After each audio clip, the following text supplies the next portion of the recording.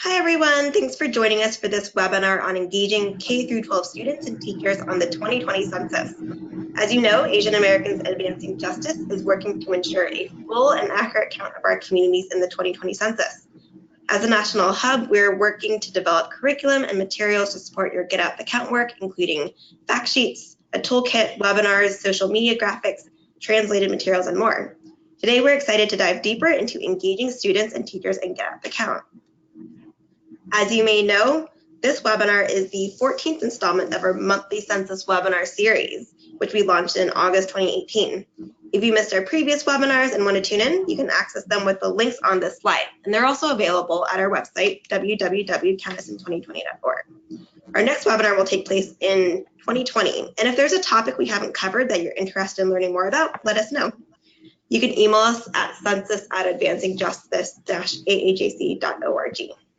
And check out our census website at countusin2020.org for all of our webinars and accompanying summary blogs. The website also hosts our toolkit, fact sheets, partner resources, and more. A few updates. We now have 12 Get Out the Count fact sheets available in English. Many of these fact sheets are also available in 15 Asian languages already, and we have more translated fact sheets coming out in early 2020.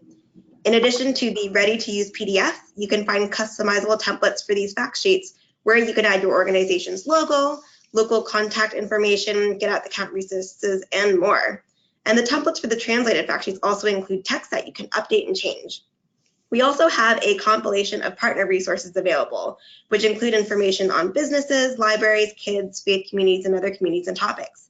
If you have a resource you'd like to include on the list of partner resources, please email us and let us know. I also wanted to highlight the Census Bureau's Statistics in Schools program. Their resources are meant to be used in classrooms during the 2019 to 2020 school year to support efforts to make sure every child is counted in the 2020 census. This count impacts the federal funds that communities receive for special education, classroom technology, teacher training, after-school programs, school lunch assistance, and more. They have pre-K, K-12, and ELL and adult ESL activities and materials that can be used in your classroom. So please be sure to check out those resources. And I also want to invite our speakers to share more information about these resources. Hi, it's Debbie Stein, and I'm delighted to share a little bit more about this. First of all, you should know that every superintendent in the country got a big mailing of these materials in November.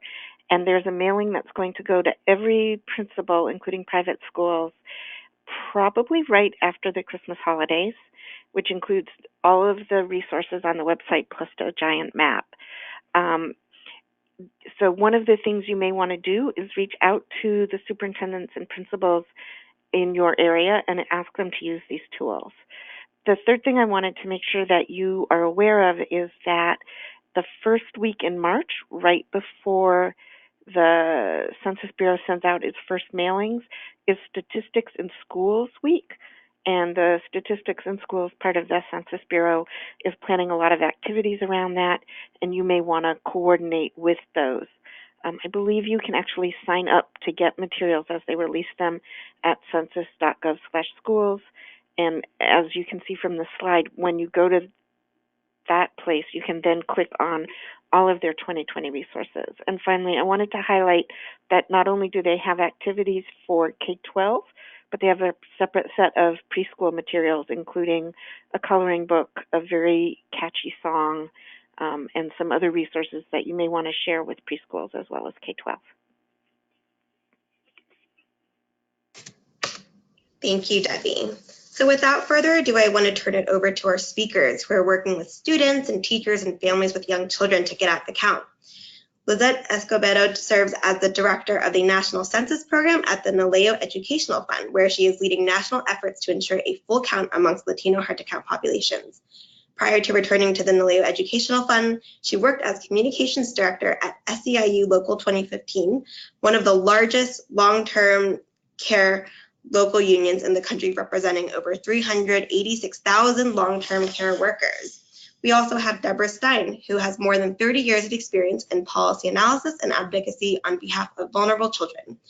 In April 2015, Debbie became the first network director for the Partnership for America's Children, a network of 50+ state and local independent, multi-issue child advocacy organizations. The partnership strengthens, connects, and inspires its members so that they can better improve the lives of children and their communities and across the country. And we have Eric Lott, who works as the Strategic Research and Operations staff member at the National Education Association.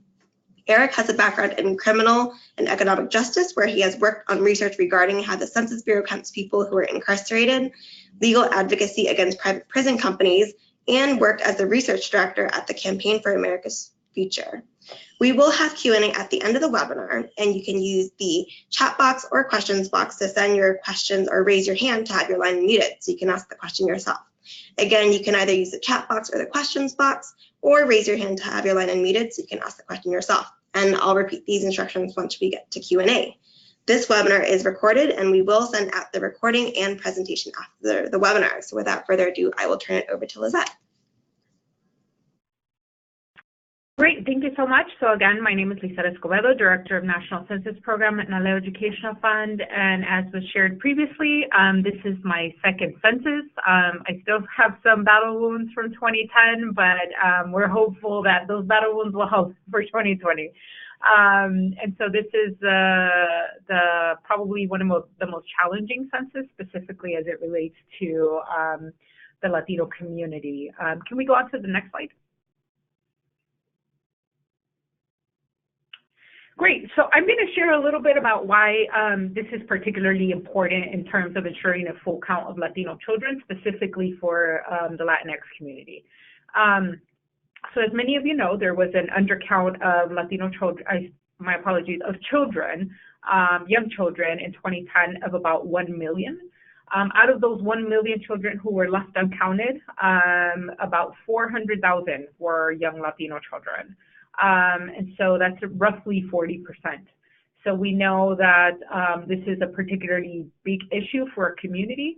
And so one of the things that we wanted to do is get a sense of where our community was on, ensuring the count of Latino children. So we did undertake a national survey in 2018, in addition to a couple of focus groups.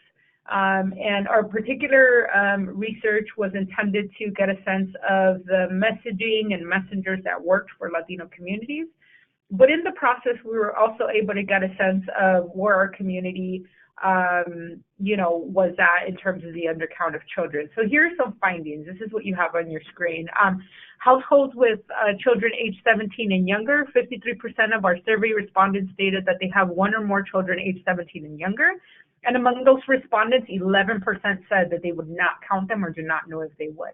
Now here we didn't actually expand too much on attitudes and why this was.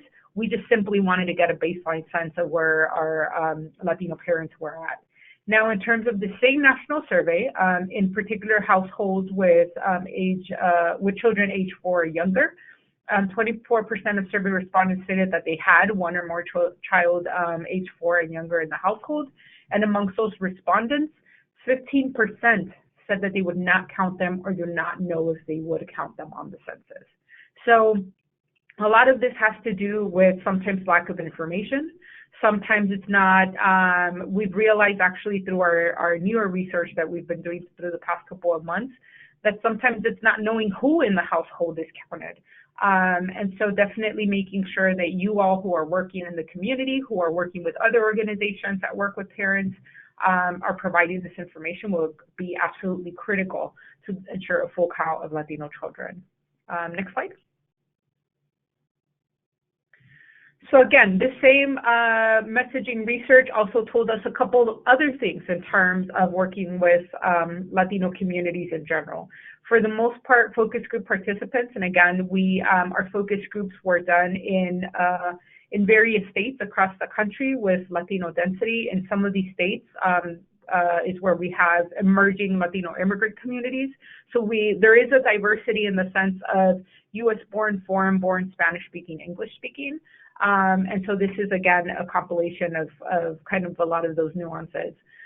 So amongst the focus group participants that we had in 2018, most folks had generally a positive view of the census, but when they actually saw the questionnaire, the sample questionnaire that we had at that time, there was some hesitation, fear, and lack of confidence arose. for the sake of clarity, in 2018, the questionnaire that we did show as part of this focus group did include the citizenship question because that's where we were at the time. And so that's why we're doing a new set of focus groups whose findings we'll release in January. So amongst these survey respondents, overwhelmingly expressed that most folks expressed a preference to complete the census by mail or on paper. There hasn't been much nuance in the new research that we'll be releasing in January, just as a side note. Messages about census participation being convenient, safe, and required showed some of the most positive responses in the survey. I will share that our new research is also showing not so much of a nuance, but kind of a different approach to consider, which is the two-message approach. So our January research will show that some of the most effective messaging is combining the convenient, safe, and required and the community benefits with a message of empowerment. I will share that we have received some questions on whether the message of filling out the census form as an act of resistance amongst the Latinx community, whether this message is effective or not. That message was only effective amongst folks who were within the millennial age range. So it does work for younger folks, but it doesn't actually work for folks over the age of 40. And I know it's not on this slide, but I wanted to share that as food for thought. In terms of who are some of the key messengers to deliver the message on participating in the census, for the Latino community, family members were amongst the most trusted messengers. And so we can say it, a celebrity can say it, a TV show that someone is watching or a commercial can say it, but at the end of the day, amongst the Latino community, if a family member says it, there's just kind of a heavier weight to it. I will also share that based on some of the other research that we've done around civic engagement for Latino communities, the woman in the household tends to be someone who encourages the rest of the household to participate. So on our end, we are embarking on efforts starting January to engage Latina women as well as the full kind of family unit. In addition to family members as trusted messengers, other trusted messengers include nurses, doctors, health providers, Latino community organizations also rank pretty high. And then last but not least are people who speak for the children or the schools, such as teachers, administrators, caregivers, were especially trusted and convincing to ensure a full count of Latino children. Next slide. And so here's where some of our resources and some of the materials that we've developed come in. Some of you may have seen some of our signage, our shirts, our buttons across the country for our Hágase Contar campaign. Our Hágase Contar campaign is the campaign we use to do all of our work to focus on the count of Latinos in hard-to-count communities. And so as part of this campaign, not only have we developed a lot of visibility materials, but we've also developed materials that are useful for the community in terms of training, campaign material like toolkits, one-pagers, fact sheets. We will engage in a digital and traditional media effort starting January. We've done a lot of work with our Spanish language media and focusing on, in particular, on content. And then we have our National Bilingual Hotline, which I will talk a little bit more about further down the slides. Next slide. Now, in 2010, we had our Hágase Contar efforts, where within that, we wanted to focus on the undercount of children. We understood it was a key factor, a very important one. But based on what we learned in 2010, we realized that we needed an entirely additional effort to ensure the count of Latino children. So in 2019, we launched the Hazme Contar campaign, which is a sub-campaign for the Hágase Contar effort, but it has a very particular focus. And so our Hazme Contar campaign focuses specifically on developing toolkits, We've been working with a lot of our school board members and various education organizations on how to insert curriculum into the different schools that have to do with census. Again, working with parent organizations. One of the key kind of products that we've developed as part of our Osmocon campaign that has been extremely useful is template resolutions for school board members. And so a lot of our school board members who are members of NALEO as well came to us and said, hey, we want to make sure that Latino children are counted. We want to lead on this issue. What do we do first?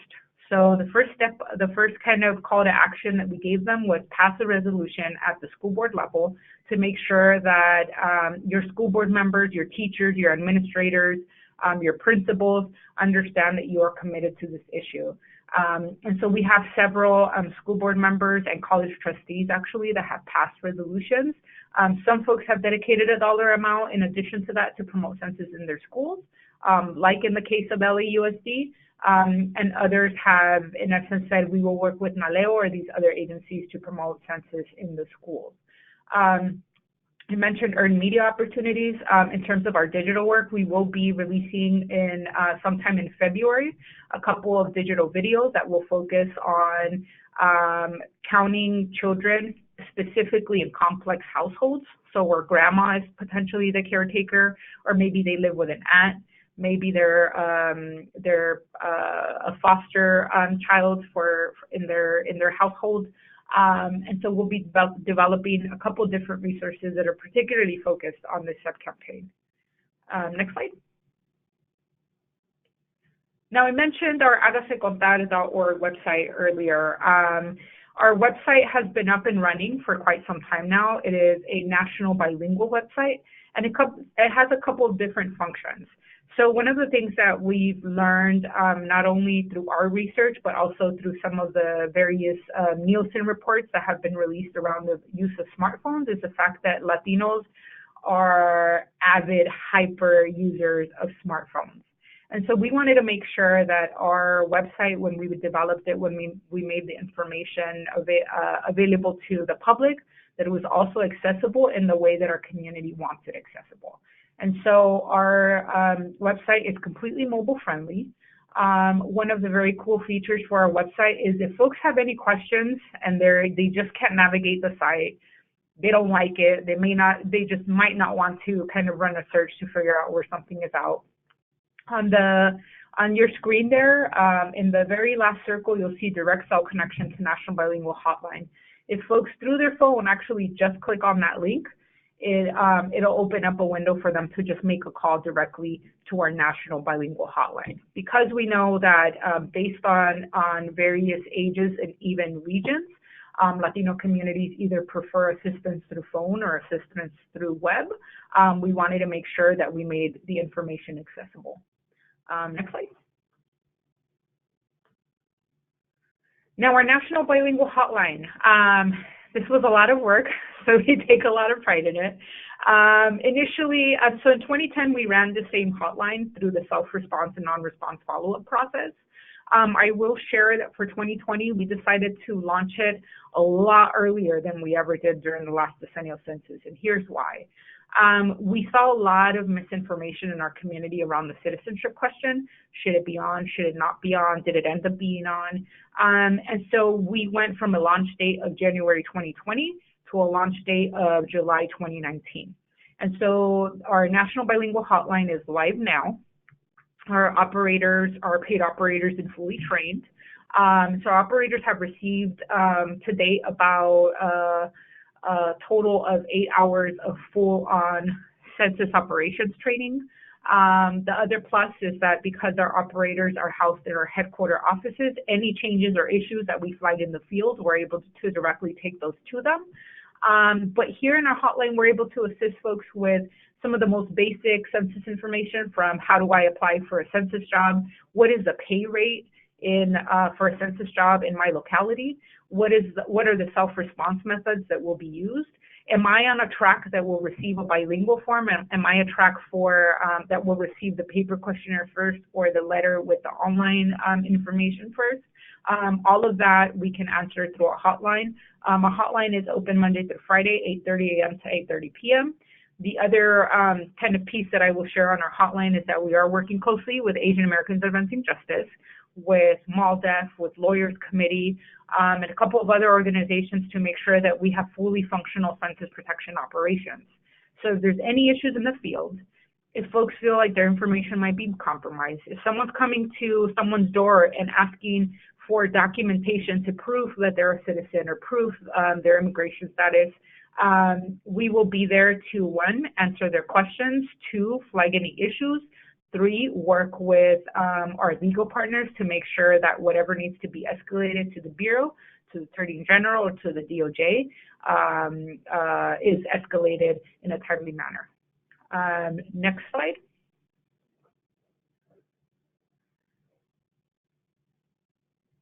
Great, so I talked a little bit about our digital assets already. We do have a couple of videos up already. One of the things that we've been doing is that we've been sharing with our school board members and some of our parent organizations these very easy to use videos. So in a couple of slides down, you'll see a resource where we developed a template PowerPoint presentation so that, in essence, if I'm a parent or I'm an educator and I just want to give everyone the basic information of what is the census, how is the census done, and when, I can, pop up that PowerPoint and go through it with my local group of leaders, with my community at my school. All of the template PowerPoints have all of these videos linked to them, so that the person, in essence, being the census champion that may not have all the information, can really just kind of click on that link, put play on this video, and it'll do all the intro for them, right? So we have 30-second videos, 1-minute videos. The story of Leo, we have in English and Spanish as La Historia de Leo. And then we have kind of a Census 101 animated video. We will be releasing, again, a new wave of animated videos starting 2020. And so we are really excited for those. Next slide. These are back to school resources that I mentioned. Interestingly, and I believe folks will have access to the PowerPoint, but when folks access that PowerPoint, if you click on any one of those links there, if you are a parent leader or part of a parent group, download our presentation, click here. If you click on any of those, you'll be able to download our template presentations and what we've developed thus far. One of the things that we decided to do is work with different organizations and partners to provide them these really cool back to school kits. As you see there, we had a pencil, a ruler, a shirt, and a button, so that when folks went back to school, they had these very nifty census-related back-to-school materials and initiated conversation around the issue. But in addition to that, you see a lot of those resources on there where the ask was, hey, as you come back to school, talk about census in your school, talk about census to your parent groups. And these were all sent to our school board members who are members of NALEO as well. Next slide. I talked a little bit about this already. Here's our template resolution in support of Census 2020. These are adaptable to any school district that wants to use them. We also have the invisible ones, which is our research that we've done around the undercount of Latino children, some of the critical issues, how we tackle this issue. And so research is one of our resources that is really helpful when starting to do the work to better understand what are some of the issues in our community and why did we have an undercount specifically of Latino children. Next slide.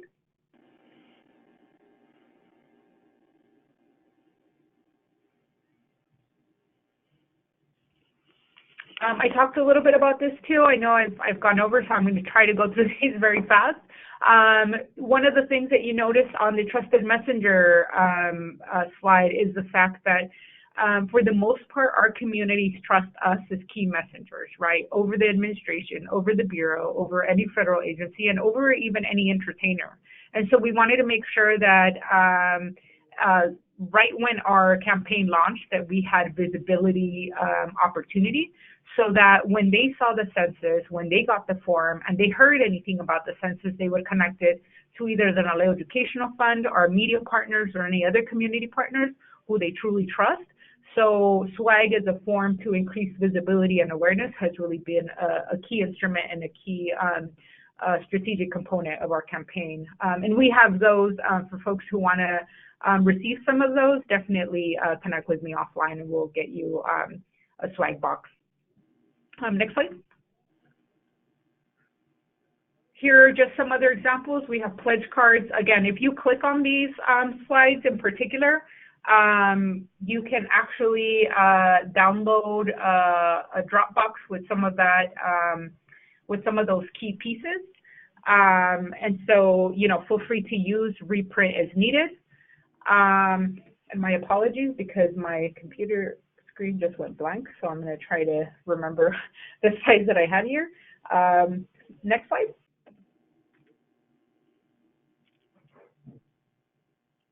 Great, this is just some more examples of our swag and visibility. So again, I will move us onward to the next slide. Other resources, if folks go to hagasecontar.org/resources, or if you go to hagasecontar.org, click on resources, all of the things that you see on your screen are actually available for download. We also do have a redirect that focuses just on Osmocon efforts, which is osmocontar.org, that has other useful resources that focuses just on the undercount of children. As you all know, in terms of counting the Latino community, yes, we have a sub-campaign focus on the effort, but we also have to make sure that that entire family is counted. So many of the resources that you'll find there will benefit the undercount of children, but also benefit the entire community in terms of the information that we have available for folks. And everything is hyperlinked actually on these links, so you can, on these slides. Next slide. Here's just some more information on our presence. So if folks are in any of the states listed there where it says NALEO Educational Fund field presence, we actually have field staff there. So in Arizona, we have a regional census manager. California, we have 5 regional census managers in most of your regions throughout the state. Florida, we have 2. In New York, we have a regional census manager who also works with New Jersey and a lot of the New England states. In North Carolina, we have our Mid-Atlantic Regional Census Manager that focuses on North Carolina and surrounding states. And in Texas, we have a Regional Census Manager. Everywhere else, as you see on the map, where you see logos of Hágase Contar, is where we provide a lot of our technical assistance and training. So starting in January, we will be doing a total of about 20 to 25 train-the-trainers across the country, where we've divided up the country into 5 different regions to make sure that we can at least do 3 trainings per region to make sure that communities that are working with Latinx hard to count communities and where there's Latino density or emerging Latino communities have the training that they need. Obviously, this has been a huge challenge for us because even though, yes, we are predominantly concentrated in those 5 states where we're staffed, we know that Latinos are everywhere. And so the challenge that we have for 2020 is really covering the entire country with limited staffing and resources and capacity. So our train-the-trainer model is really what we're focusing on. Next slide. I will breeze through this one because I'm sure there are other operational trainings that Asian Americans Advancing Justice have done. They have a phenomenal training series on all things operations when the mailings will arrive. But definitely take a look at this slide. Get a sense of when the census actually starts. Just a heads up, census does not start on April 1st, 2020. It actually starts way before that in remote areas of Alaska as early as January. And for most people, it starts on March 12th. So this will help you think through how do you prepare, how do you tap into some key dates where you'll already be doing some work around to really tap into the census message. Next slide. Here are just some more resources. I talked a lot, I shared a lot. There's a lot of resources. If you remember nothing else, remember 3 particular things of where to find resources. 1, text Kids Count or Census to 97779, and we will keep you up to date on everything. I promise. I developed the SMS myself. Promote our 877 El Censo hotline. Again, you're in the community. Someone asked you, when will I receive my first mailing? You forgot. Direct them to our hotline. We're fully bilingual, fully operational. And 3, hagasecontar.org. Again, if you remember nothing else, go onto the website and we have tons of things available for download. But on this slide, you have some additional resources from our partners as well for you to download. Next slide. And that is it for me. That is my contact information. If you have any questions, if you want to connect to any of our regional census managers, will be happy to help you. And if you want to connect to any of the trainings that I talked about, we'd be happy to incorporate you into that. Thank you so much, and I'll be available for the Q&A after. Lizette, thank you so much. And yes, we will send out a recording of this webinar as well as the slides. That way people can use the download links that Lizette had referenced to access those different materials. And Count in 2020, which is led by Asian Americans Advancing Justice, also has their own messaging research focused on the Asian American, Native, Hawaiian, and Pacific Islander community. We had a separate webinar on that, so I'll also circulate that link as well. And we will have our own hotline that's launching in January that provides support in English as well as some Asian languages. So once that's launched, I'll circulate information to everyone as well. And without further ado, I want to turn it over to Deborah Stein. Great, thank you. If you could advance the slide. So I run the Partnership for America's Children. Our organization is a network of 52 state and local child advocacy organizations. We are in 41 states. And you probably do know your child advocacy organization in the state, although you may not know it's one of our members. The partnership co-leads the Count All Kids initiative, which is what I'm going to talk to you about today, along with the Coalition on Human Needs, First Focus, and 0 to 3. Next slide, please. So the Count All Kids initiative is an initiative, and we also have a national advocacy coalition or committee working to count young children in the census. At the national level, we've been working with the Census Bureau to improve the count of young children by sharing our message research with them, by identifying lots of aspects of operations that we ask them to take another look at to improve the count of young children.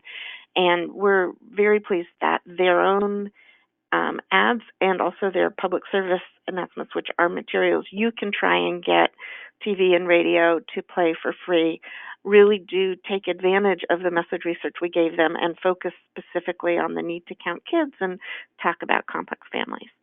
In addition, we support over 70 national organizations that are working to count children, and most of them have state and local affiliates so that we can get content down to the state and local level. And then we're working with both partnership members and Kids Count grantees and others in all 50 states.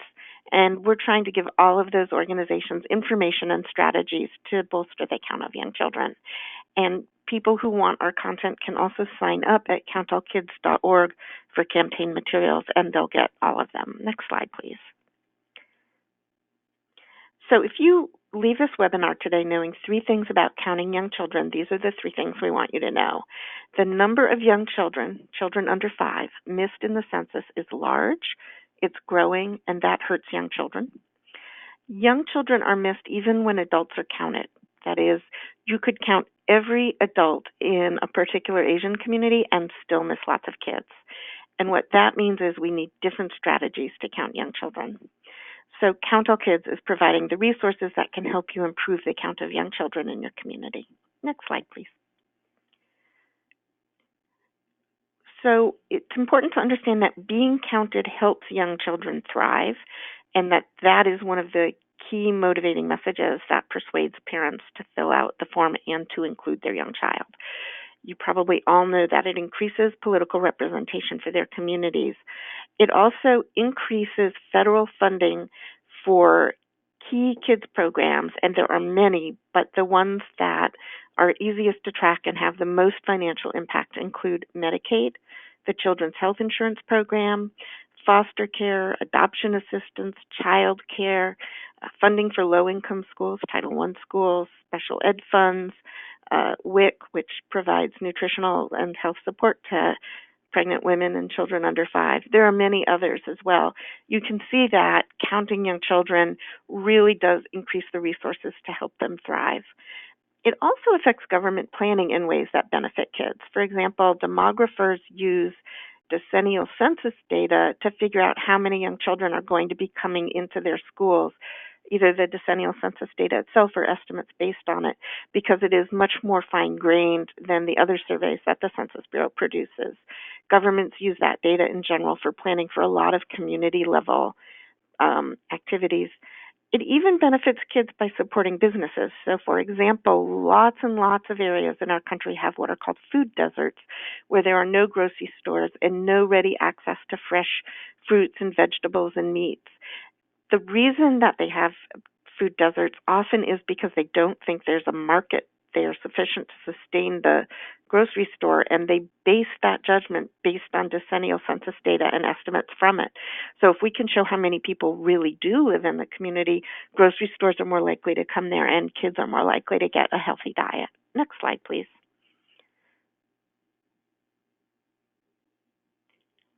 Conversely, when you miss kids, that hurts their communities. We had very large undercounts in 2010, and we were able to do a calculation showing how much money each state lost because of the undercount in that particular state from just 5 programs.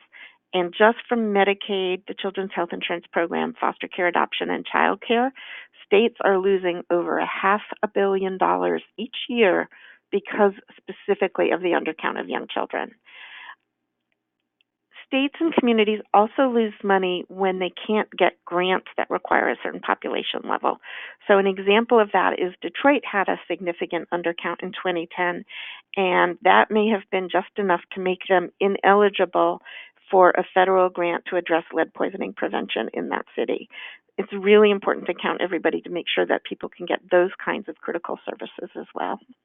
Move the slide, please.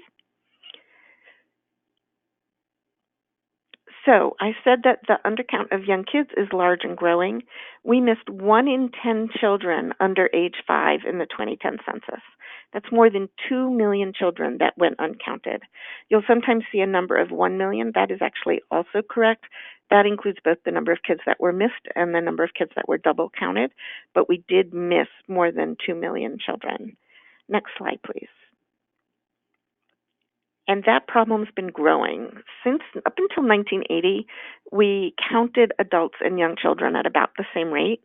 Since then, we've gotten better and better at counting adults, but we've gotten worse and worse at counting young children. One of the things that it's important to understand as a result is that while the current political environment around immigrants is unquestionably a huge problem and it makes counting everybody much harder, the underlying problem for counting young children has relatively little to do with immigration status and has a lot more to do with what people believe they're supposed to do when they think they're supposed to count their children, and things like the structure of families being much more complex than it used to be. Next slide, please. Not only is the undercount of young children large and growing, but children under 5 were the group that was most missed of any age group in the 2010 census. It will be no surprise that the next biggest group that was missed is the 5 to 9-year-olds. Next slide. And it probably, my screen, what happened here? I've lost my slides. It will probably come as no surprise that the next missed group is, I'm sorry, I'm saying this wrong. It will probably come as no surprise that we miss kids of color at a higher rate than we do white kids. We have the data on Black and Hispanic kids. Unfortunately, we do not have data on how many Asian American kids are missed, but we have every reason to believe that we also miss them at higher rates than we do miss, white kids. It's also true, though, that even the white kids get missed at a really high rate, and that's very disturbing. Give me just a second here because I am pulling up the slides because my screen went blank. But what I want to talk about next is why we miss so many young children. And as I said, it's not primarily an immigration issue. We miss a lot of young children. We miss young children for 2 reasons. One is that young children are often at risk of being missed because their whole family doesn't get counted. But the other reason that we miss lots of young children is that families respond. They fill out the form or they talk to the enumerators, but they don't include their young children. And I think you saw some of that from the slide deck that Lizette shared. That is a problem that goes beyond the Hispanic community. Our own research showed that that is true in a lot of communities. Some of the reasons that kids are missed, and this should be the slide that says children most at risk of being missed, include children who are not the child of the householder, kids who live with their grandparents, kids who live with aunts and uncles, but also kids who are living in doubled-up households. So a family, is taken in friends or more distant relatives who don't have a home of their own, and they're staying there often temporarily. All of kids in all of those circumstances tend to get missed at higher rates. Hispanic and racial minorities, linguistically isolated homes, and that's particularly important. It's not bilingual homes, it's the households that do not have much in the way of English capacity. Kids living with a single mom, kids living in renter-occupied housing and multi-unit buildings, very young children, and children in poor households. So all of those are reasons that kids are missed, but they really come down to two things. If you can go 2 slides forward. One is that young children are more likely to live in hard-to-count households, and the other is that many young children are left off the census form. So next slide, we do have a strategy for counting young children, and that's what I want to talk to you about now. Let me start by saying that there is a real reason to include the K12 age group in your efforts to count young children, and there's really 3 reasons for that. One is that kids who are in the K12 age group often have younger siblings at home. The second is that one of the hardest to count groups is teenage moms with babies, and while most of those kids are not in public school, some significant level of them are. But the third reason that it's important to count kids using the school system and count K-12 kids is that when you look at the linguistically isolated households, in those households, often the only English speaker is the young child. And so if you want to reach those families and make sure they all get counted, you want the young child to understand what the census is, why they need to fill it out, and that they need to include everybody. Next slide, please. So what is the strategy to count young children? First of all, you need to identify where the kids are that are at risk of being missed, because those standards, that is not necessarily the same areas as where the adults are that are at risk of being missed. Secondly, you need to know what the most effective messages are, and we have done that message research for you.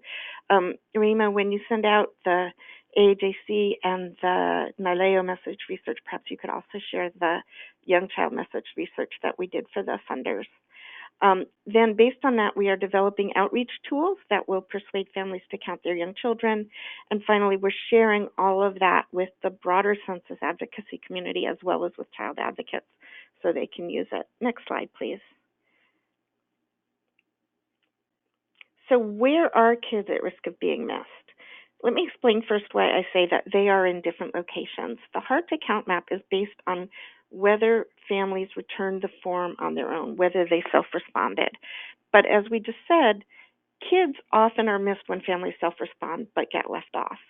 So Bill O'Hare and the Population Reference Bureau have come up with an analysis that shows which communities are at risk, high risk, medium risk, or low risk of missing young children by census tract.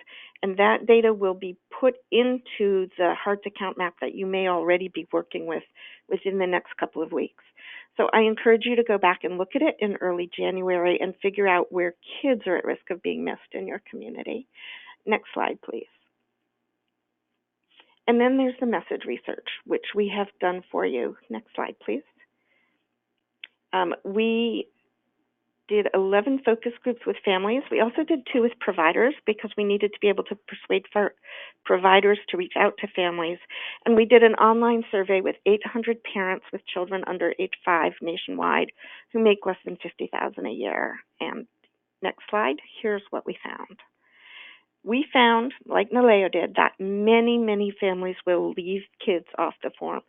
Nearly 1 in 5 parents would not include their child under 5 on the census. That's 10%. Or they are not sure if they would. That's another 8%. put those together, and almost 20% of families will not count their young child. We asked them why families would leave their young child off, and we were told that the most frequent reasons were confusion about whether they should be counted at all, or confusion about why the government needs to even know about young children. In focus groups, what people said to us often was, why do they need to know? These kids are not in school, they're not paying taxes, the government doesn't need to know about these kids. Other reasons that they tend to think they shouldn't count the kids include the children spending only part of their week in the household, or being there only temporarily, or having someone else who's their official, guardian, or has official custody. Next slide, please. So here are some of the messages that work to get families to fill out the form and include their children. Convenience is very important. When we told them it takes 10 minutes, parents were, 3/4 of the parents were more likely to fill it out, and over half were much more likely. If you've ever had a child under 5, you know how pressed for time those families are, so it makes sense that that would be very persuasive. Highlighting the privacy guarantee also made a majority of the parents more likely to fill out the form, but it was important to say what the penalty is. Just saying it was a strong penalty didn't really do the job, but when you tell them that people could go to prison for up to 5 years or pay up to $250,000 fine, then they really took it seriously. Next slide, please. And then we had a number of messages about counting children. I'm going to give them to you next, but first know that it's important to highlight the link between the census and local school funding. It's important to talk about how the census helps local governments plan for the future. And it's very helpful to talk about the impact a miscount could have on a 2-year-old's childhood. So you can say things like, if you miss this 2-year-old, the impact of that lasts for a decade. That's most of their childhood. And that really kind of brings it home. It actually makes very little difference if you talk about how much money is involved. It's a very strong statement either way. Next slide, please. So you will get this slide. Here are 4 messages that all work pretty well. One about schools, one about planning, one with the dollar amount in planning, and one about the every 10 years point. You'll notice that over 80% of families thought those were important statements in every case. That just shows you that we have a bunch of things you can say that really are persuasive to get families to count kids. Next slide, please. It helps to give people examples of what the losses are if kids aren't counted. As I said, it helps to talk about what happens if you miss them for most of their childhood. It's also important to talk about the changes in your community and why this really needs to be done now, as well as the benefits of accurately counting kids. Next slide, please. And then we did test trusted messengers. Here's a list of them. They actually should look pretty similar to the NALEO list. You'll notice they're all people that work with families with young children and that families turn to for help in raising their kids. Next slide, please. We did ask them what social media they used, and Facebook and YouTube were the highest testing. A fair number are also on Instagram, and then it kind of dwindles off after that. They don't necessarily trust its content on Facebook, but they are absolutely there on Facebook. Relatively few use Twitter, so that is not necessarily the best way to get information out. Next slide, please. So we are producing a range of materials that you can use to count kids, and you can get all of them by signing up at countalkids.org for the campaign materials. We're going to have posters and flyers. We're going to put those out in many languages.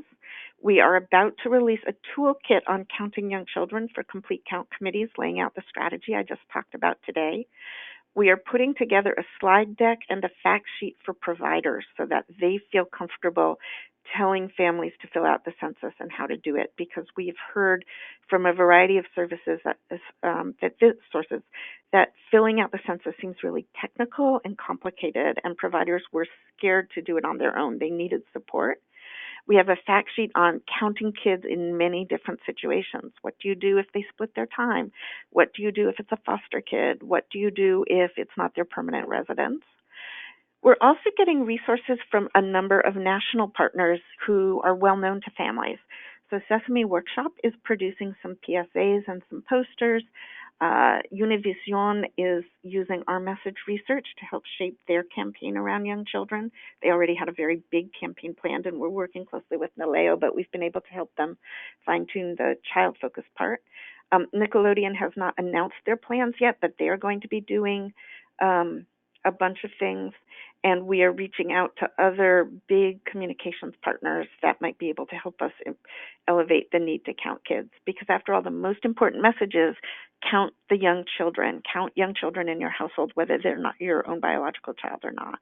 We're also producing some targeted tools for families and program administrators around counting foster kids and the homeless and maybe some others. And as I said, you can get all of that by just signing up for the campaign at countallkids.org. So I think that's it, and we can turn to our next speaker.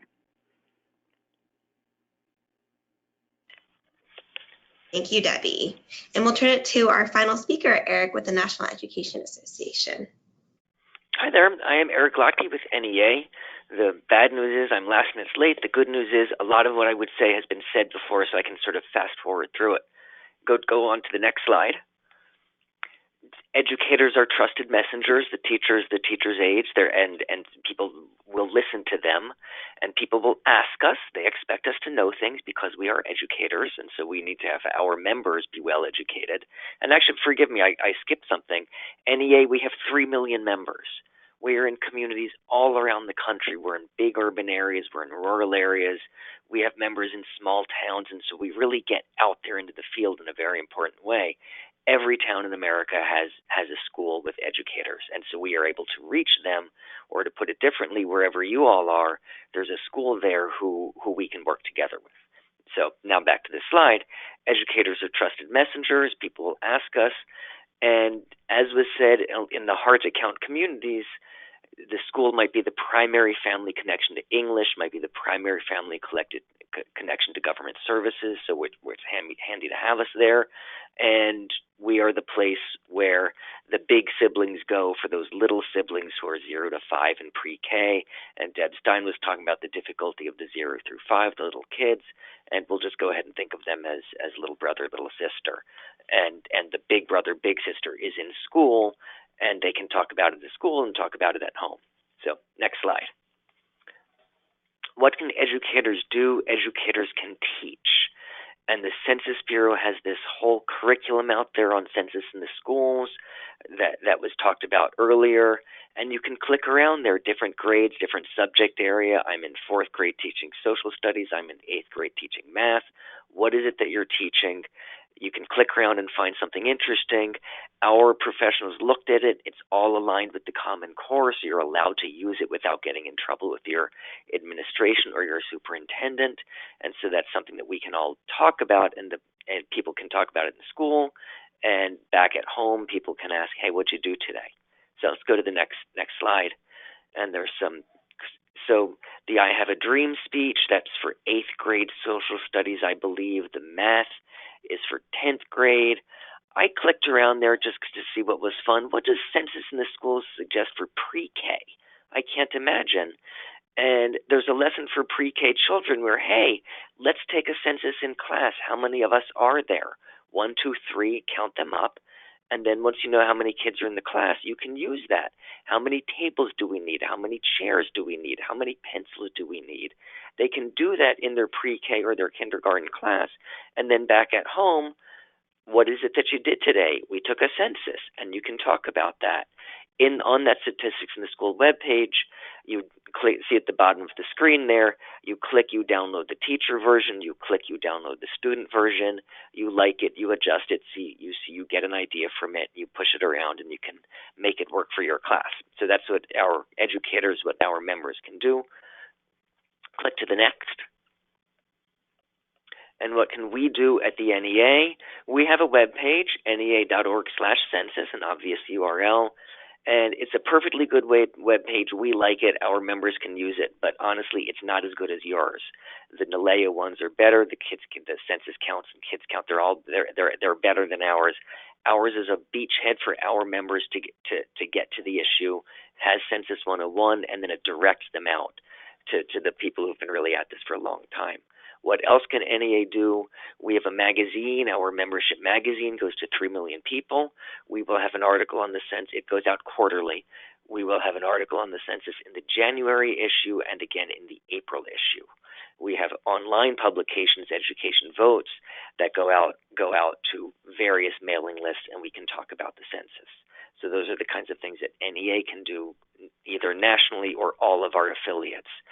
The Montgomery, Alabama affiliate, the State of New York affiliate, all of those folks, they all have their mechanisms. And go to the next slide. We're making posters, fun posters. Market 27 is the artist who we commissioned to make the posters. Those are household murals, also done by Market 27. None of us know what the final poster is going to look like. It's not quite finished yet, but we know that there are going to be 5 different posters. There will be one featuring an African American child, a Hispanic child. There will be a girl in a headscarf. There will be a person with a disability. There will be a group with a group picture with lots of different kids in it. So we're going to commission those various posters, which people can then put in their classrooms and make available to the kids for their public and community spaces. Let's go to the next slide. And so we'll make, and then along with the posters, we'll have stickers and things that people can give out to the kids to take home, and especially the little kids, like the stickers. That's the first draft of, or the draft that I have of what the poster will look like.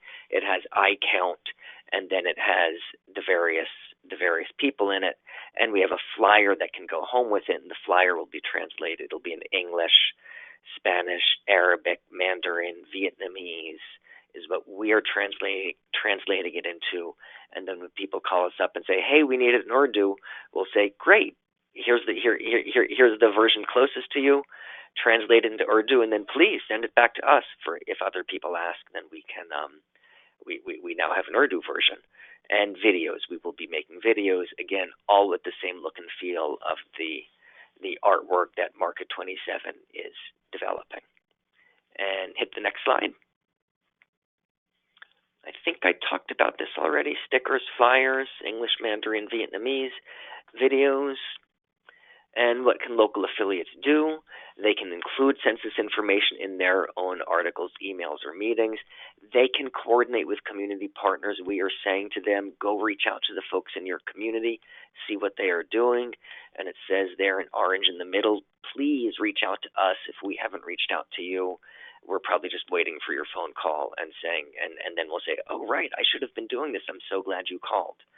So community partners, if you're doing an event and you want speakers, if you're looking for somebody to come and looking for a way to get into the school to do something on your own. Questionnaire assistance centers, could the schools be used as questionnaire assistance centers? I think that's a good idea. Schools would coordinate with their district administration. Any NGO who knocks on the door could maybe instigate that, and they can talk to the local education association, that's our affiliate, to talk to the district administration, and maybe we can get it into a questionnaire assistance center. And forgive me, I couldn't help myself. Does anybody else talk about questionnaire assistance centers as QACs and call them quacks? That's why I put the duck there. Next slide. And then the last thing we get to do is backpack mail. So we can we make those flyers. We will give them out to our millions of members, and they can put them in their kids' backpack mail to send them home. And with the "What did you do today?" And now we have something in their backpack that talks about the census and says, fill out the form, go to the census.gov webpage, call the 800 number, talk to your local friends and partners. So we will have a flyer in the backpack mail, again, in those several different languages, Vietnamese, Mandarin, and Spanish, English, so for Arabic. Hit the next slide, and I think we are done. There we go. Now it's yours. Lizette, Debbie, and Eric, thank you so much for your presentations and sharing your wealth of knowledge and all the great resources that all of you have. As a reminder for everyone on the webinar, you will receive a copy of this presentation and the recording after today. And within the presentation, you'll be able to download some of the great resources that people highlighted. So we are going to get started with Q&A.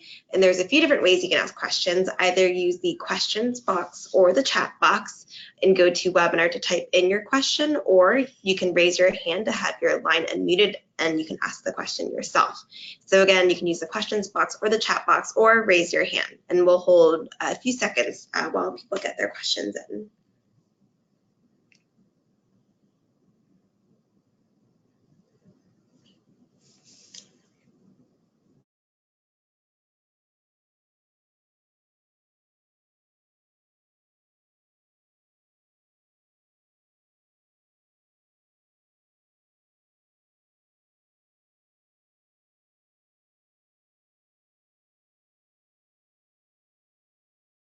Hi, we actually had a webinar participant who wanted to share some information about curriculum that they're developing in Sacramento County. So Carolina, if you want to unmute your phone line, you can share that information right now.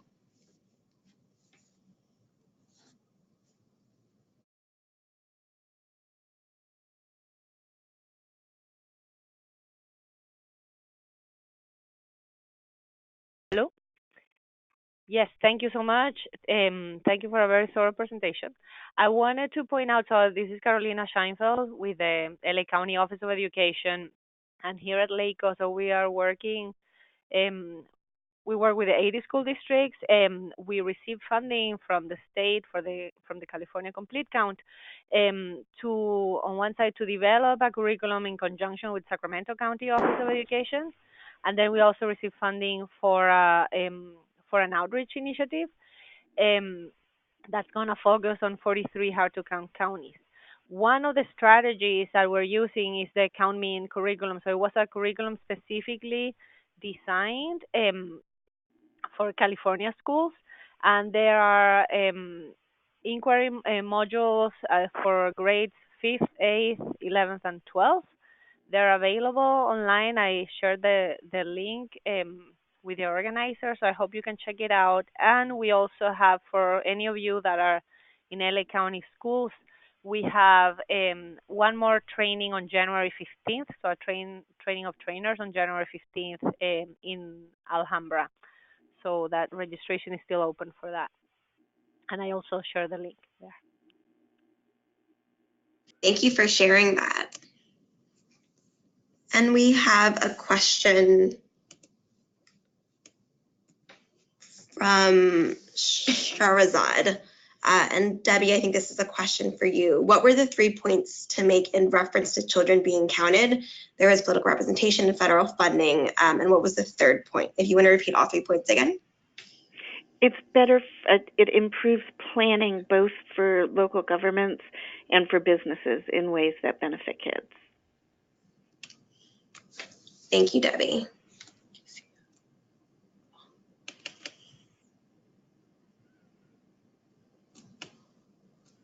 And we have one question from Kizia. So Kizia, we're actually going to unmute your line so you could share some information about the question that you're asking. Yes, I went online to see if my organization can apply to be one of the organizations that's going to communicate the information about the census. And during the application process, I'm not sure how technical or how literally the answers have to be. For instance, is ask for the legal address of the organization. Our physical address where we hold our programming is in the inner city in a commercial building, and that we own. However, the paperwork we fill out from the Secretary of State normally uses my home address because we found that sending it to that location where we do our programming is not as secure. And we do have a P.O. box, but obviously sometimes the entities ask for physical addresses. So when it asks for a legal address of the organization, I was a bit confused, and I was wondering if anybody could clarify that.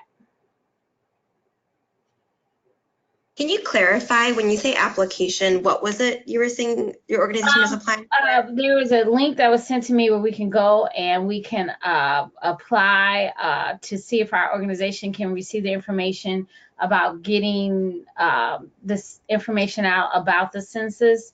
And so I was going on this application at this particular place, organization, and they asked for your legal organization name, your legal address. And so I was just, I didn't know which address, the P.O. box, the physical one, or the one where we receive the mail because it's the most secure. Got it. And it's to receive information from the Census Bureau or another organization? Well, it's an organization, Illinois Count Me In 2020, I guess it's one of the organizations I guess you guys are affiliated with. I'm receiving so much information on the census, it's almost like, okay, who do we go, where do we go? But this particular place where I was going to get information from, I think it's connected to you all because that's how I found out about the webinar. Got it. They might be part of our Census Community Partner list, but I would recommend reaching out directly to that organization since they might be able to advise what address they would think is best for the application. Okay, I was just wondering how strict you thought they were in case you put an address that wasn't acceptable and did they automatically disqualify you? Because I know these type of things can be kind of sensitive. So thanks. Thank you for the question. And it looks like we're at the end of our time, so we will close our webinar. Thank you to everyone for joining us today. And we do have webinars planned for 2020 as well. And if there are topics that we haven't covered that you're interested in hearing more about, just let us know. So thank you to all of our speakers today. Their contact information is on the slide and we'll also circulate that via email. Thanks for joining us, everyone.